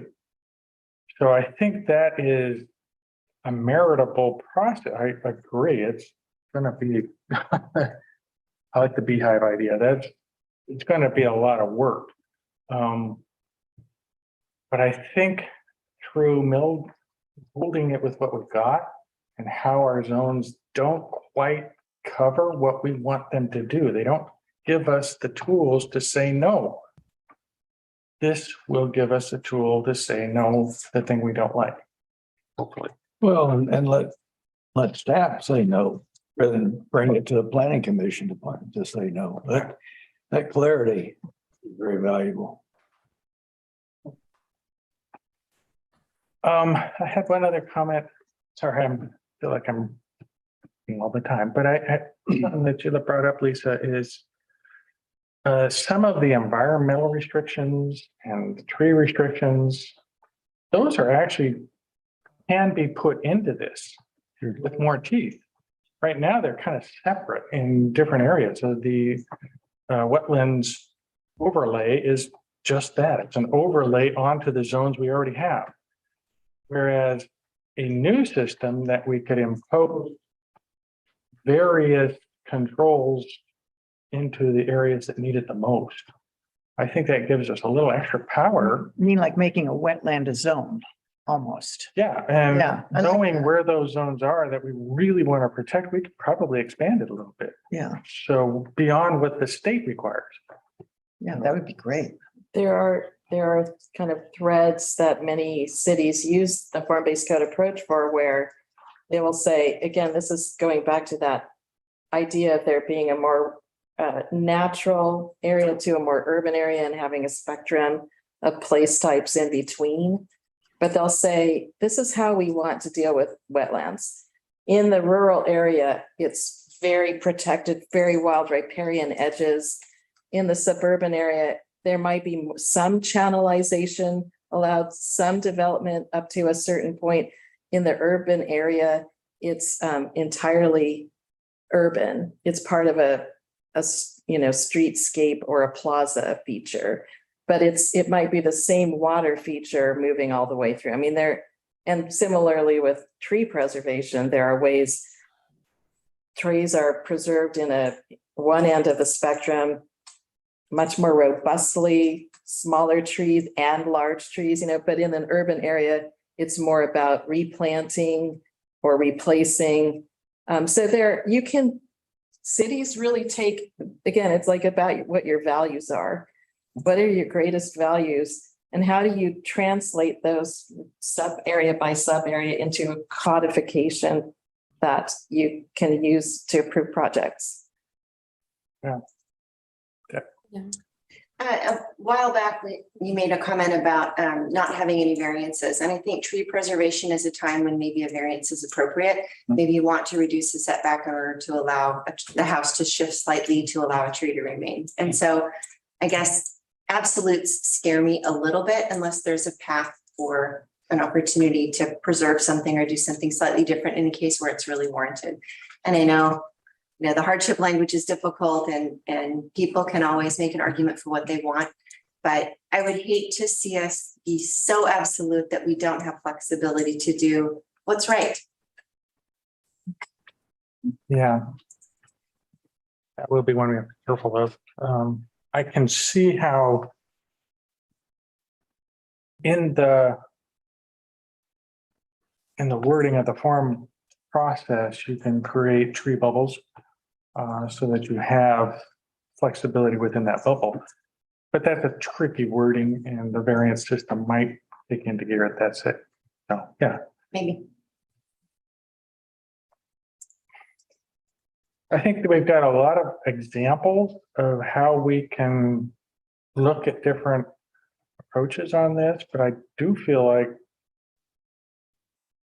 in my take, I was questioning, especially after I read what Lisa brought forward to us. Those are just ideas. Yeah, I'm not wedded to any of those. It's just things I'm concerned about. But you made me go back and read it. That's all it had to do. So I went back and read some of this. And actually, I started looking at the potential for a newer way of doing it rather than what we're used to, which is zoning ordinances and hardline restrictions. This gives us a little bit more flexibility in the different areas of town that are unique. Maybe not as finite as we need to. I like the process. I like the potential of this process. I think I'd really also be interested in looking at financial incentives for affordable or attainable housing. Whether you require it of the developer, someone mentioned whether you require it as part of the development. If you're not going to do it, you have to pay, or I think, was that you, Mickey? Might have been you. Yeah. But looking at a variety of incentives to promote that kind of housing. And just because it's a duplex, they don't have to be two equal parts, right? They don't have to be the same size. Right. I think accessory dwelling unit in my mind kind of puts that in perspective, right? But it's the idea that you're going to have one component that's permanent that someone can live in full time, even be a caretaker for the larger house, perhaps. I mean, there are a lot of different models. It's super important though, that we address that as a community sooner rather than later.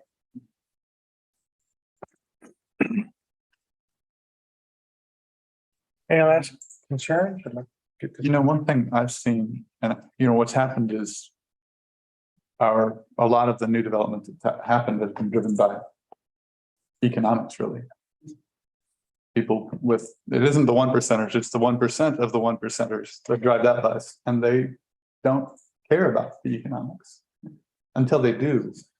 I was looking at a 2-acre site in Sandy, Oregon, And that community had seen several new developments come in that the people were furious about. It did not really serve the community well. The park fee was $700,000 on that site. The what? The parks fee was $700,000 on that site, effectively shutting that development down economically. So I think if we started taking this approach of we want affordable housing here and we mean it, and if you're not doing it, you're going to help us do it. That will change the economics to where we actually get something done. And it will be to make it. So you're talking about adjusting the SDCs to make it. SDC, I mean, there are a number of places where we could come as a city and really up the ante, unless it's the kind of development this community needs. And if they want to develop that, because they can't afford, a lot of them will still do it. Yeah. That money goes right over to a fund that helps us develop. Hey, Clay, we need Bill to weigh in on something like that. I mean, I spent a lot of time reading that statute this week, and it says specifically you can't make building unduly expensive through your permitting process. So, you know, really, we need Bill to tell us where we got flexibility. Now, not a month from now. Yeah. That's one of the big challenges with, we have to play the game with the rules that we've got. We can't change the rules on people too abruptly, morally. We just have to do it. So the sooner we can get this in gear and moving, the better. But then how does Sandy do that? I mean, like. Portland does it too. I mean, Portland's got phenomenally Gotta be ways. SDCs and development charges. That's why their housing's so expensive. And that's exactly why the housing's expensive. They haven't allocated it in the way that a lot of people would like them to, but they have phenomenally expensive development fees. They waive SDCs for accessory dwelling units. They've made a lot of moves in the right direction. But the standard apartment developer comes in and there's a ton of fees on that. And I'm not saying I agree with the way they allocate those, but I'm saying it can be expensive to build. We can make the choice to use those funds in the ways that actually moves the needle. Portland has a lot of bureaucracy they can't get through. We have a table here that can make the decisions and can point that. We agree. I don't think there's any disagreement here among this group. We need affordable housing, middle housing, call it what you want. So there's not a time I go to a restaurant here and ask the person, I'm always asking, where do you live? It's never Cannon Beach. Fairyland was what I heard at last call, because it's just a fairy tale to them. They cannot live in this town. So we have the decision as a group to guide this conversation. In Portland, they're a large metropolitan city. I've grown up in that city. I've watched it. I'm talking to these people through multifamily developments. They're stuck in their bureaucracy. They cannot allocate those funds the way that the good people behind those processes want to, because they're spread too many different directions. But we can change that. And that's why I'm involved in this group, because we can move the needle. Mayor, I think that Jen has her hand up. Jen, sorry. Oh, no, it's okay. Mike, thank you for that. That was, I think, a great summary of where we all might be right now. It seems like there's a lot of agreement, what's going on. So one of my questions is just as a group, what is our timeline? Are we actually working with one? And what can we do to actually make middle housing, affordable housing a reality, so it doesn't slip off the table? Do you want me to try to address that? Yeah. So our goal is to identify all the changes that we think need to be made to the code. That's the job of the code audit by the end of this year. But we are looking at a second package of more immediate amendments, similar to what you passed last year, that would be focused on trying to make housing, trying to incentivize housing and make it clear and objectively approvable. And trying to do that before the end of the year. Sorry. Yeah, and also, Jen, on that front, we're working regionally. We'll have a meeting in July with all of the different jurisdictions to talk about affordable and workforce housing. And so that's why we're kind of tried to take a two-prong attack. We're trying to do this from the local level and start with immediate track 2 type changes that we want to bring at the next meeting with you guys. Some examples that can take the first step, whether it's through a workforce accessory dwelling unit language that leads to what's called a public type of development, which can then work with what we're hopefully going to be talking with the regional leaders about. But I hear what everyone says. I can't say enough. You know, what Clay just said is exactly, you know, I've been working in mountain town communities, you know, for 30 years. They've been doing it. Telluride charges around $40,000 for workforce housing for 2,000 square foot house. So they put their money where the mouth is to get that 10 to 25% of their homes are deed restricted affordable housing units. So, you know, it can be done. There's models out there, it's being done. And so we're trying to move on a couple different fronts here with the elected leaders and regional elected leaders and planners in one group, but also working here at the city level to get the actual zoning and development ordinances changes so that we can do those. Right now, you can't do those. So.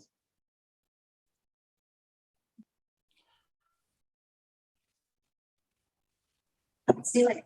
Let's do it. Go. I guess I think I heard that. this form-based approach may take longer, but these immediate package to address affordable housing can be done sooner. And that's the path we're on.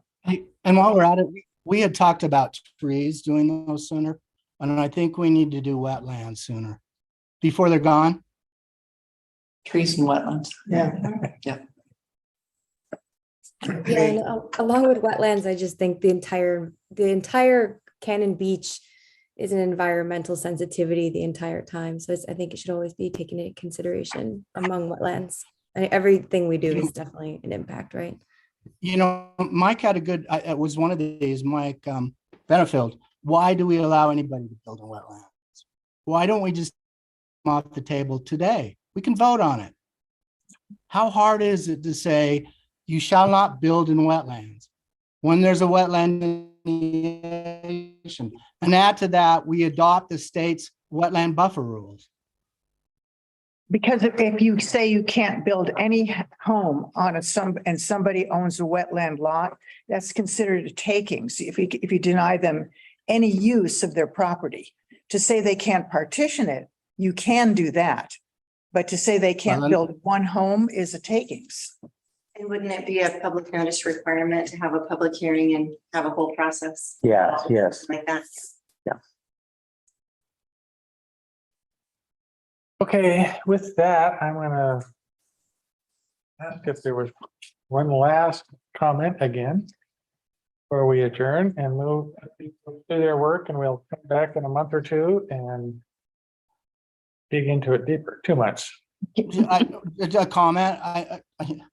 I'm sorry, I'm not reticent tonight, but so what are we expecting next month?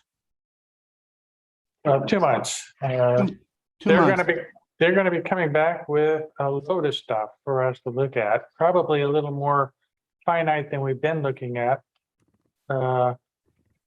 Options. Code audit, if that's complete, top to bottom, concepts, and a specific affordable housing track of amendments for more immediate adoption. And can you send us those other things in the meantime, the survey? The form-based code examples and the survey, Yeah, the complete survey list. so we can, have something to mull over. I didn't hear anything in there about trees or wetlands. Are we going to just put those on the table for a few months? I think they have to be on. They have to be reported out next meeting. Yeah, I think so. And the last question I have is, are we done with the comprehensive plan? No. No, we haven't even really dug into that yet. That's part of the process. I thought that was track one. No, that was giving the consultants what we feel about it so that they will then give us their response to it so that we can critique that and chew that up even more. And that's the process. Well, the track one was getting rid of the plan development. True. And there's Combination of. Yeah. that was track one, and that was done. Okay. Pretty good? Yep. Okay. Thank you. For the order, I guess, if there's anything that anybody on the table has for good of the order. Just informational stuff. I'm just going to throw this out. I'm really proud of the planning commission's work. I'm very honored to sit at the table with the people here tonight from the planning commission, and I think we're all here, so everybody. 500-page package last week. I know you guys know what this is about. I think you probably have that and more, but we are having really good conversations. We're challenging each other. We're challenging the applicants. We're challenging Jeff. And Jeff, you know I respect what you do. I know you know that I respect your job, and it's hard. You have people with smart attorneys putting language in their way that's most favorable to them. It's a tough spot to be in, and sometimes I give it to you there once in a while, but it's only just out of a passion to see what's done right. And I believe and trust in your opinion on a lot of this stuff. But what we're kicking up to you, what we are going to send to you, and each of these is something that has been thought out. It's something that's been really well vetted, and it comes with a lot of passion and intelligence. This group is, I've heard different things about, oh, this is made up of too many of this particular group. These are conversations I come to prepared, because this group's got me on my toes. They are smart, they're on their game, and they care about this community. So when we send you up something, know it has been through the ringer. And that is why we as council basically stay out of that. Wait until we actually get your documentation, find out what we get to talk about. And quite likely, we're gonna send it back. Didn't happen. Don't wait too long for that TSP then. Yeah. Okay, we are adjourned. Thank you. Thank you. Thank you, everyone. Good night.